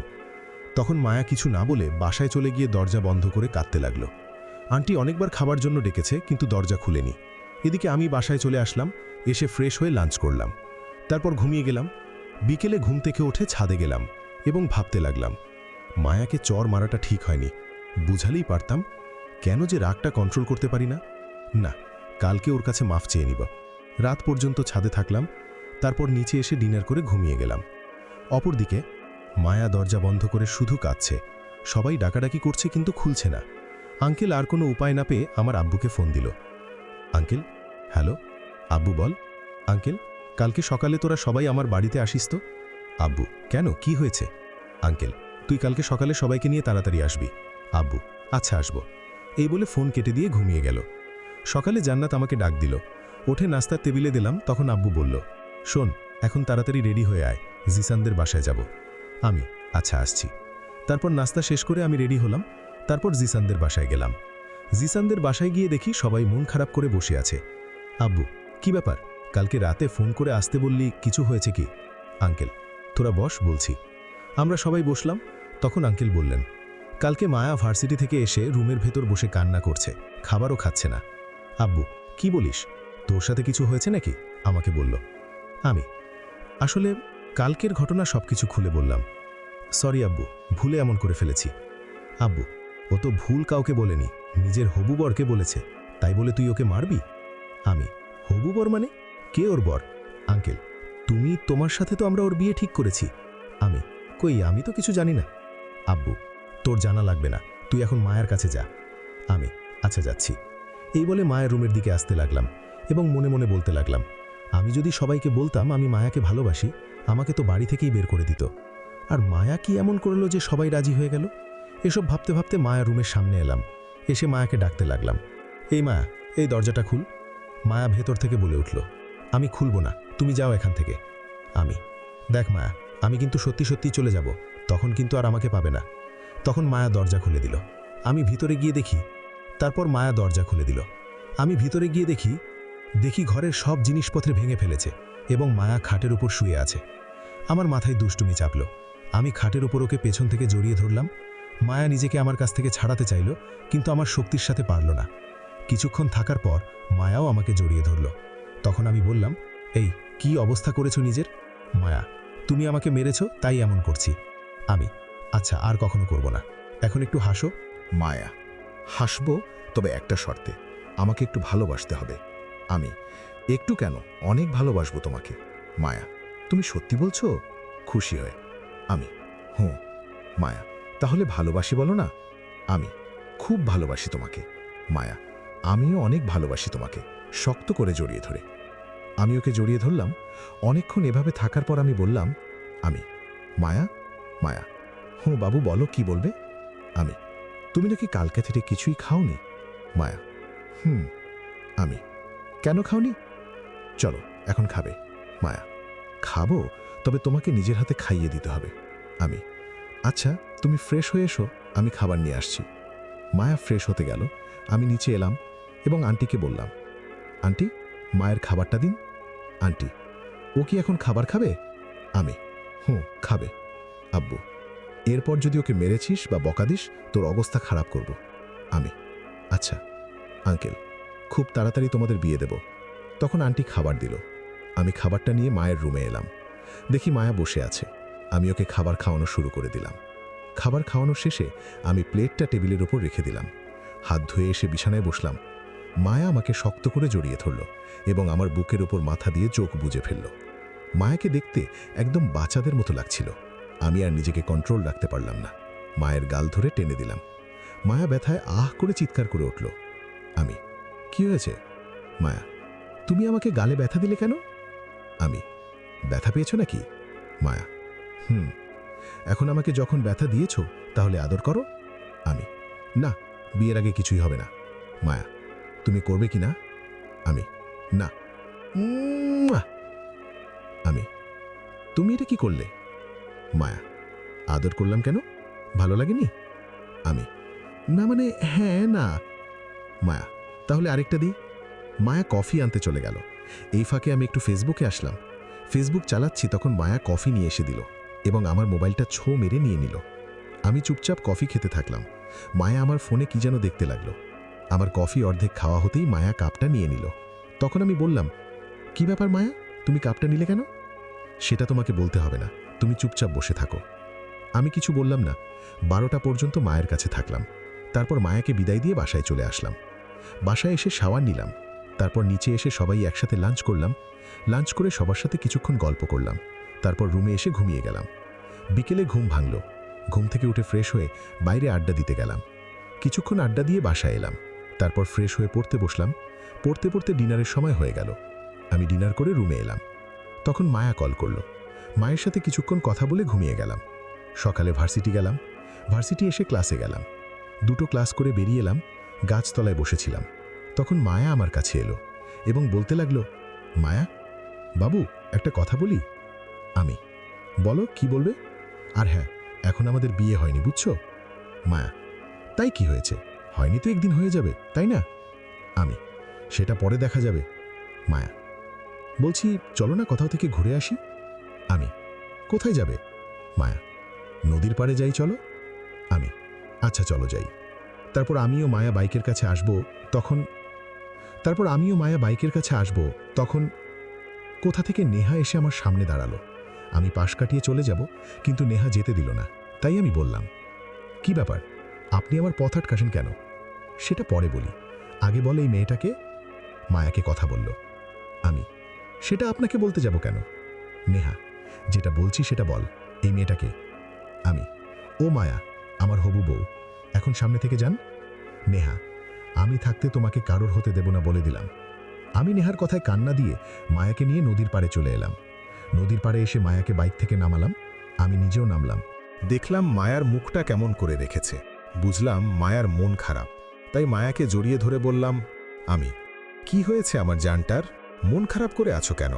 মায়া, নেহার কথা শুনে ভয় করেছে, যদি তোমাকে আমার কাছে থেকে নিয়ে যায়।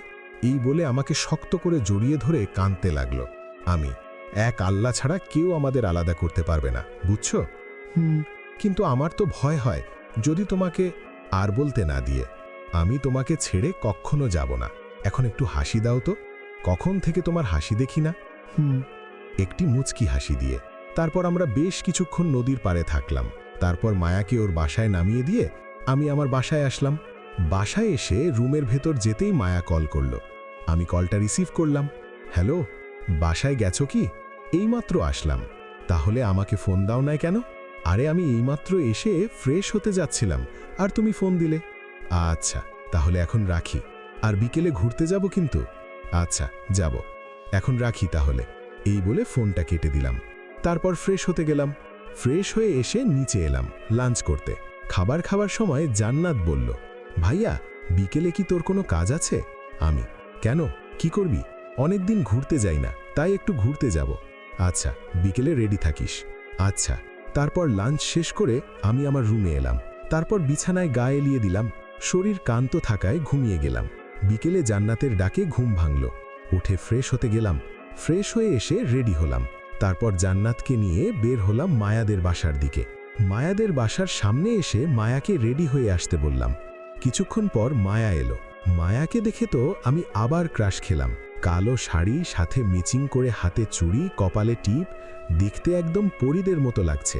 আমি ওর দিকে অপলকভাবে তাকিয়ে আছি, চোখ ফেরাতেই পারছি না। মায়া আমার সামনে এলো। আমাকে এভাবে তাকিয়ে থাকতে দেখে একটু লজ্জা পেল। এই যে মিস্টার, এভাবে কি দেখেন? আমি মায়ার দিকে তাকিয়ে আছি। এই কি দেখ এমন করে? হালকা ধাক্কা দিয়ে। বলো, কি বলবে? আমাকে কেমন লাগছে? একদম প্রেতনির মতো। মজা করে। কি? আমাকে প্রেতনির মতো লাগছে? রেগে, না না, তোমাকে একদম পরীর মতো লাগছে। মায়া কিছুটা লজ্জা পেল। আমি মায়াকে বললাম, এখন গাড়িতে ওঠো, দেরি হয়ে যাচ্ছে। মায়া গাড়িতে উঠে বসল। আমি গাড়ি ড্রাইভ করতে লাগলাম এবং জান্নাত ও মায়া গল্প করতে লাগলো। আমি ড্রাইভ করতে থাকলাম। তারপর আমরা একটা পার্কে এলাম। পার্কে এসে অনেকক্ষণ ঘোরাফেরা করে মায়াকে ওর বাসায় নামিয়ে দিয়ে গেলাম। তারপর আমি ও জান্নাত বাসায় আসলাম। বাসায় এসে ফ্রেশ হয়ে হালকা নাস্তা করলাম। নাস্তা করে পড়তে বসলাম। পড়তে পড়তে রাত 10টা বেজে গেছে। পড়া বাদ দিয়ে নিচে এসে ডিনার করলাম। তারপর রুমে এসে ঘুমিয়ে গেলাম।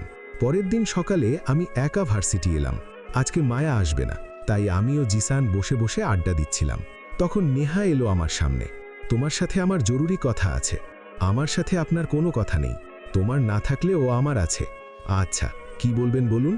নেহা আমার হাত ধরে মাঠের মাঝখানে নিয়ে এলো এবং বলতে লাগলো, আমি যেদিন প্রথম দেখেছিলাম সেদিন তোমাকে ভালোবেসে ফেলেছি, তাই আই লাভ ইউ। আমি, দেখ নেহা, আমি তোমাকে আগেও বলেছি আমি তোমাকে ভালোবাসি না। তোকে তো আমাকে ভালোবাসতেই হবে। কলার ধরে ঠাস ঠাস ঠাস ঠাস ঠাস 5টা থাপ্পড় মারলাম নেহাকে। আমি, তোকে অনেক দেখেছি, আর না, দেখব তুই আমার কি করতে পারিস। সাহস থাকলে আমার কিছু করে দেখাস। এই বলে আমি বাসায় চলে আসলাম। মেজাজটাই খারাপ করে দিল। রুমে এসে 1 ঘন্টা শাওয়ার নিলাম। তারপর বের হলাম। নিচে এসে লাঞ্চ করলাম। বিকেলে একটু মার্কেটে গেলাম, কিছু কেনাকাটা করব দেখে। কেনাকাটা শেষ করে বাসার উদ্দেশ্যে রওনা দিলাম। মাঝপথে একটা কালো গাড়ি এসে আমাকে জোরে ধাক্কা মারল। আমি ছিটকে গিয়ে পিলারের সাথে আঘাত পাই। তারপর আর কিছু মনে নেই। যখন চোখ খুললাম দেখি আমি একটা কেবিনে আছি। চারিদিক ভালো করে দেখে বুঝলাম এটা হাসপাতাল। আমার বুকের ওপর কিছু ভারী ভারী লাগছে। শ্বাস নিতে কষ্ট হচ্ছে। বুকের দিকে তাকিয়ে দেখি মায়া আমার বুকের ওপর ঘুমিয়ে আছে। খেয়াল করলাম মায়ার চোখের নিচে কালো দাগ, আগের থেকে অনেক রোগা হয়ে গেছে। আমি মায়ার মাথায় হাত দিতেই মায়ার ঘুম ভেঙে গেল। আমার জ্ঞান ফিরেছে দেখে আমাকে জড়িয়ে ধরে কান্না করতে লাগলো ও চুমু খেতে লাগলো। আমি, কি হয়েছে, এত কান্না করছো কেন? মায়া, চুপ, একটা কথাও বলবে না। এই 3 দিন অনেক কষ্ট দিচ্ছ আমাকে। আমি, 3 দিন মানে? কিছু বুঝলাম না। মায়া, আজ 3 দিন পর তোমার জ্ঞান ফিরেছে। জানো, এই 3 দিন তোমার সাথে কথা বলতে পারি নাই। 3 দিন যে 3 বছর মনে হয়েছে। আমি মায়ার চোখের জল মুছে দিয়ে জড়িয়ে ধরে বললাম, দেখ, আমার কিছুই হয়নি, আমি একদম ঠিক আছি। মায়া, আমাকে ছেড়ে যেও না প্লিজ। আমি, যাব না। খাবার খেয়েছো কি? মায়া, না। তাহলে সবাইকে আসতে বলো এবং তোমার জন্য খাবার আনতে বলো। মায়া, আচ্ছা বলছি। তারপর মায়া বাড়ির সবাইকে খবর দিল। কিছুক্ষণ পর আব্বু, আম্মু, জান্নাত, আঙ্কেল, আন্টি সবাই এলো। আম্মু ও জান্নাত আমার জ্ঞান ফেরা দেখে জড়িয়ে ধরে কেঁদে দিয়েছে। তারপর আব্বু আমাকে বলতে লাগলো, আব্বু, তোর অ্যাক্সিডেন্ট হলো কি করে? আমি সব খুলে বললাম, যেটা আপনারা জানেন। আব্বু, আচ্ছা, এখন তোর কেমন লাগছে? আমি, আগের থেকে অনেক ভালো। আমাকে এখানে নিয়ে এসেছে কে? আব্বু, একটা ছেলে নিয়ে এসেছে। আমি, ছেলেটা কি এখন আছে নাকি চলে গেছে? আব্বু, না, ছেলেটা এখনো যায়নি, ও বাইরে দাঁড়িয়ে আছে। আমি, আব্বু, তাহলে তোমরা সবাই একটু বাইরে যাও আর ছেলেটাকে ভেতরে পাঠাও। আব্বু, আচ্ছা। তারপর মায়া সহ সবাই কেবিনের বাইরে চলে গেল ও ছেলেটি ভেতরে এলো। আমি ছেলেটিকে বলতে লাগলাম, তাহলে তুমি আমাকে নিয়ে এসেছো এখানে? ছেলেটি, জি ভাইয়া। আমি, তোমার নাম কি? ছেলেটি, আমার নাম রাকিব। আমি, ধন্যবাদ দিয়ে ছোট করব না, শুধু একটা প্রশ্ন করব। রাকিব, বলেন, কি বলবেন? আমি, যে গাড়িটা আমাকে ধাক্কা দিয়েছে সেটার নাম্বারটা কি জানো? ছেলেটি, আমি আগেই গাড়িটির নাম্বার নোট করে রেখেছিলাম। আচ্ছা, নাম্বারটা দাও, আর কোনো দরকার পড়লে আমাকে বলবে। ছেলেটি, আমার একটা চাকরির দরকার। আমি, তাহলে কালকে তুমি এখানে চলে যেও, তোমার চাকরি হয়ে যাবে। ছেলেটি, ধন্যবাদ ভাইয়া, অনেক বড় একটা উপকার করলেন। এই বলে ছেলেটি চলে গেল। আমি রাজু ভাইকে ফোন করলাম। আপনারা রাজু ভাইকে চিনবেন না, ওনার রাজনৈতিক পাওয়ার আছে, আমার পরিচিত। তাকে কল করলাম। হ্যালো রাজু। হ্যাঁ সাজ্জাদ, বল। একটা নাম্বার লিখতো এবং গাড়িটি খুঁজে বের করে ও ড্রাইভারের কাছ থেকে শুন আমাকে মারার জন্য কে বলেছিল। রাজু, আচ্ছা, তুই নাম্বারটা দে। আমি রাজুকে গাড়ির নাম্বারটা দিলাম। তারপর মায়াকে ডাক দিলাম। মায়া কেবিনে প্রবেশ করল।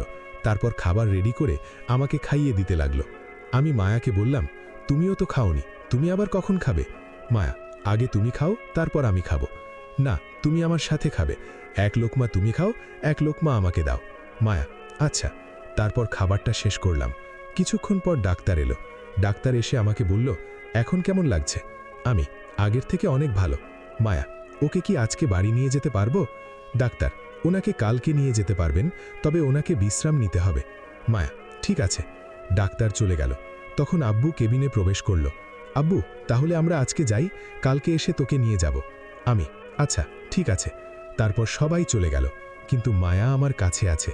আমি মায়াকে বললাম, তুমি চলে গেলে না কেন? মায়া, আমি চলে গেলে আমার বাবুইনিটাকে দেখবে কে শুনি?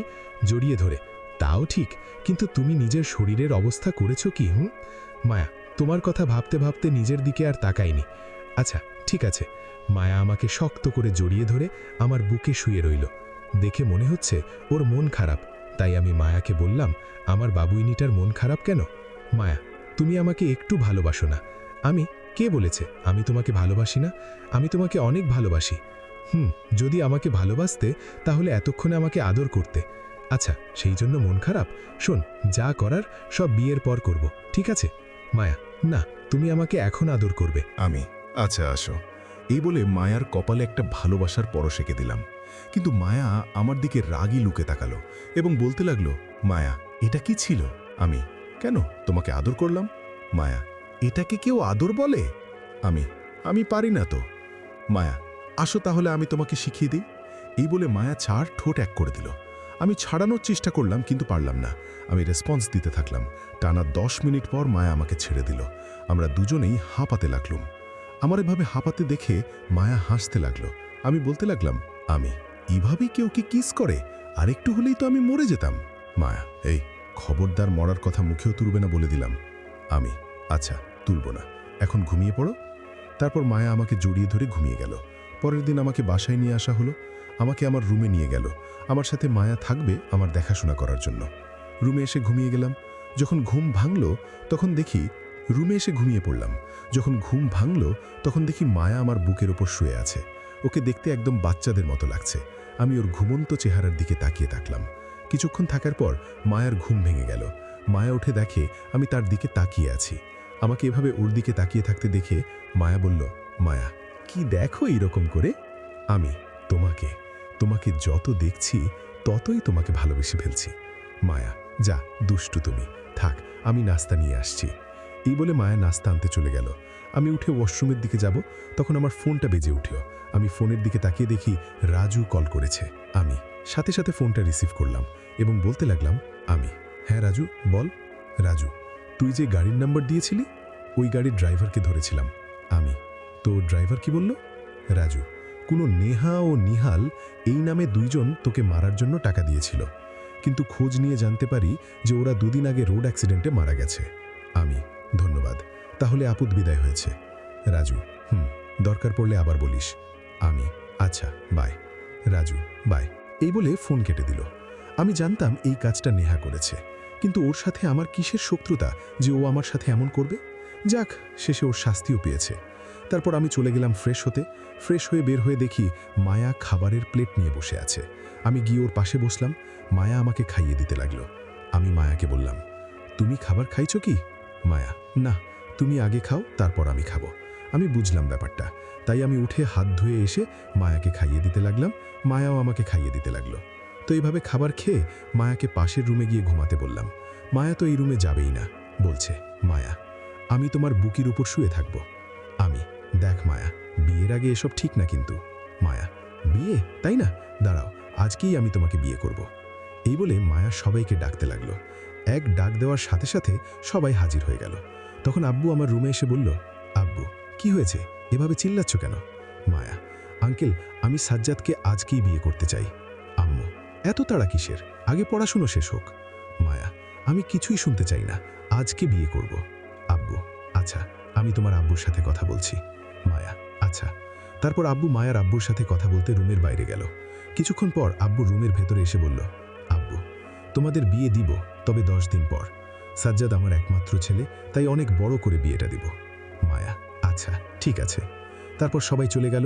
আমি মায়াকে জোর করে পাশের রুমে পাঠিয়ে দিলাম এবং ভাবতে লাগলাম, একে তো শরীরের যা অবস্থা, তার উপর আবার বিয়ে, ভাবা যায়? এসব ভাবতে ভাবতে ঘুমিয়ে গেলাম। হারিয়ে গেলাম ঘুমের রাজ্য। মাঝরাতে আমার পাশে হাত দিয়ে দেখি কোলবালিশ আছে। আমার আবার বদঅভ্যেস, কোলবালিশ জড়িয়ে ধরে ঘুম পারি, তাই কোলবালিশটাকে জড়িয়ে ধরে ঘুমিয়ে গেলাম। সকালে ঘুম ভাঙল, চোখে খুলে দেখি আমি মায়াকে ও মায়া আমাকে জড়িয়ে ধরে ঘুমিয়ে আছে। আমি তাড়াতাড়ি করে মায়াকে ডাকলাম। মায়া ঘুম থেকে উঠে আমাকে বলল, মায়া, কি মহারাজ, তোমার ঘুম কেমন হলো? আমি, অনেক ভালো, কিন্তু তুমি এখানে কখন এলে? মায়া, রাত ৩টের সময়। আমার ওই রুমে একা শুতে ভয় লাগছিল, তাই তোমার কাছে এসে ঘুমিয়ে পড়ি। আমি যদি কিছু করে ফেলতাম তাহলে কি হতো বলো তো? মায়া, এই খবরদার মরার কথা মুখেও তুলবে না বলে দিলাম। আমি, আচ্ছা তুলব না, এখন ঘুমিয়ে পড়ো। তারপর মায়া আমাকে জড়িয়ে ধরে ঘুমিয়ে গেল। বিয়ের দিন চলে এলো। আজ বিয়ে, পুরো বাড়িতে লোকজনে ভর্তি। বিকেলে আব্বু আমাকে একটা শেরওয়ানি দিল, পরে রেডি থাকতে বলল। আমি রেডি হয়ে চলে গেলাম মায়াদের বাড়িতে। কাজী এসে বিয়ে পড়িয়ে গেল। অবশেষে আমাদের বিয়েটা সম্পন্ন হলো। মায়াকে নিয়ে আমাদের বাড়িতে এলাম। জান্নাত এসে মায়াকে আমার রুমে নিয়ে গেল। আমি বাকি সবার মতো ছাদে চলে গেলাম। গিয়ে আমার কয়েকটা কাজিনদের সাথে আড্ডা দিতে লাগলাম। রাত বাজে 12টা। তখন আমার কাজিনরা আমাকে জোর করে ভেতরে ঢুকিয়ে দিল। আমি ভেতরে ঢুকে দরজা লক করে দিলাম। মায়া এসে আমার পা ছুঁয়ে সালাম করল। আমি, তোমার স্থান আমার পায়ে নয়, আমার বুকে। মায়া, যাও, এখন অজু করে এসো, নামাজ পড়ব। আমি, আচ্ছা। তারপর অজু করে এসে দুজনে 2 রাকাত নফল নামাজ পড়লাম। তারপর মায়াকে নিয়ে খাটে বসলাম। তখন মায়া আমাকে বলল, আমার একটা আবদার রাখবে? আমি, আচ্ছা বলো, কি আবদার? মায়া, আগে আমাকে কথা দাও, কখনো ছেড়ে যাবে না। আমি, কথা দিলাম, কখনো ছেড়ে যাব না। মায়া, বলছি কি? আমি, আরে এত লজ্জা পাচ্ছ কেন, কি বলবে বলো না। মায়া, আমার না একটা তোমার মতো কিউট বেবি লাগবে। আমি, আরে এই কথা বলতে এতক্ষণ লাগে? মায়া লজ্জায় মাথা নিচু করে আছে। আমি, চলো তাহলে মিশনটা শুরু করি, নাকি করবে না? মায়া, আমি না করছি নাকি, আসো। তারপর আমি মায়ের কাছে গেলাম, 4 ঠোঁট এক করে দিলাম। তারপর আস্তে আস্তে, বাকিটা ইতিহাসে থাক, জানতে চাইলে 19 ভুরভুরি সালে বলে দেব। সমাপ্ত।